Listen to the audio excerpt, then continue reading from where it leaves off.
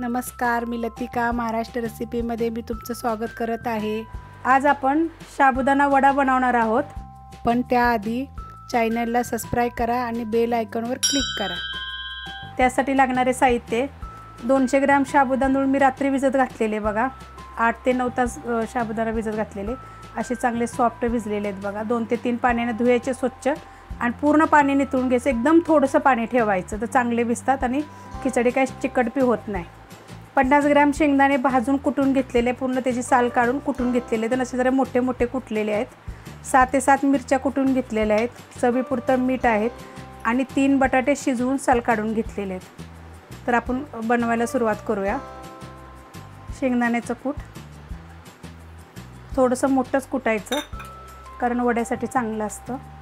आणि मिरच्या बघा, अशा 2-3 मिरच्या बिन तिखटाच्या आहेत, ते बाकीच्या तिखटाच्या आहेत, तुमच्या तिखटप्रमाणे टाका। मोठ्या मोठ्या अशा कुटलेल्या आहेत। चवीपुरतं मीठ आणि शिजवलेले बटाटे आहेत बघा, एकदम चांगले शिजवून घ्यायचे की हाताने जर चुरले तरी हे झाले पाहिजेत। मी 2 बटाटे फक्त घातलेले आहेत बघा, एक साईडला ठेवलेला आहे। आपण आता एवढंच मिक्स करून घेऊया की आपल्याला किती लागेल त्याच्याप्रमाणे आपण पुढचे बटाटे टाकूया। आपण हे 2 बटाटे टाकून ना मिक्स करून घेतलेले आहे। अजून अर्धा बटाटा टाकते आणि हा पण चांगला कालवून घेते। हे बघा, आता चांगलं मिक्स झालेलं आहे, आपला गोळा बनतोय। आता आपण बनवायला सुरुवात करूया। तेल गरम करत ठेवलेलं आहे, गॅस एकदम बारीक केलेला आहे। तर आता आपण वडे बनवायला घेऊया। त्यासाठी हातावर थोडंसं तेल घ्यायचं आणि चांगलं चोळून घ्यायचं हाताला। ह्याच्यामध्ये जर तुम्हाला जिरे टाकायचं असेल तर टाकले तरी चालतात, थोडंसं दही टाकायचं असेल तरी टाकायचं। आम्ही कधी जिरे नाही टाकलेले ह्याच्यामध्ये, आणि खायला एवढे छान लागतात आणि आतून ना क्रिस्पी एकदम भाजतात बघा।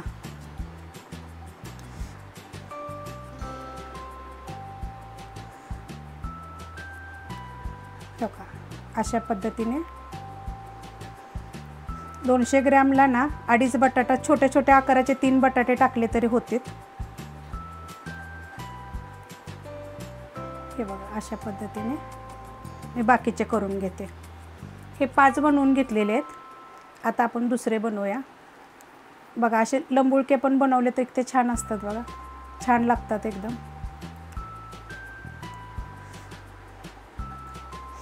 हे बघा, आतपर्यंत एकदम असे चांगले, एकदा तेल गरम झालं की नाही की बारीक गॅसवर चांगले भाजून काढायचे। चांगले तळले ना क्रिस्पी होतात एकदम। 5 हे बनवून घेतलेले आहेत। आता आपण थोडेसे गोलवाले बनवून घेऊया। हे बघा, असे गोलवाले पण आपण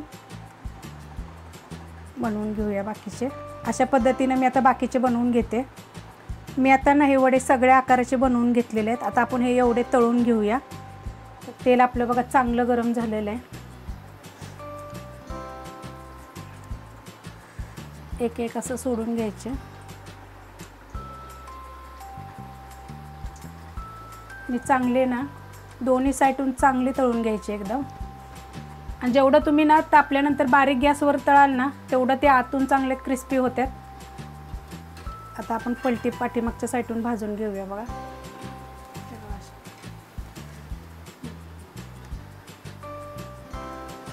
हे बघा, आपले चांगले तळून क्रिस्पी झाले आहेत, फुगले आहेत बघा किती टमटमीत। आणि त्याला थोडं सुद्धा तेल राहणार नाही बघा, एकदम सुके सुके होणार।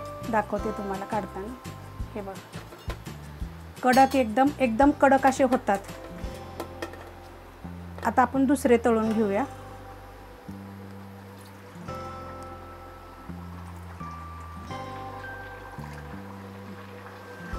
पलटी करून घेऊया आपण। एक साईडने बघा ते छान भाजलेत ना।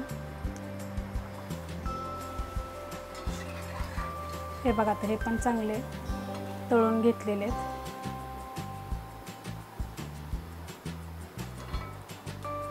काढून घेऊया। आता आपण दुसरे टाकून घेऊया।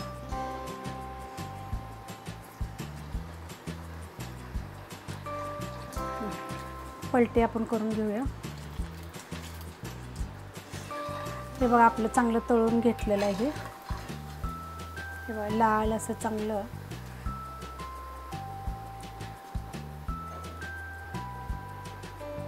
हे तळून घेतलेले आहेत बघा. किती कडक एकदम क्रिस्पी झालेले आहेत असे छान असे आणि चवीला पण एकदम चांगले लागतात. मी हे थोडेसे तळून घेतलेले आहेत कारण की ना व्हिडिओ लय मोठे होईल म्हणून मी थोडे थोडे तुम्हाला तळून दाखवलेले आहेत. अशा प्रकारे बनवून खा. आवडली रेसिपी तर लाईक करा, सबस्क्राईब करा, कमेंट करा आणि शेअर बी करा.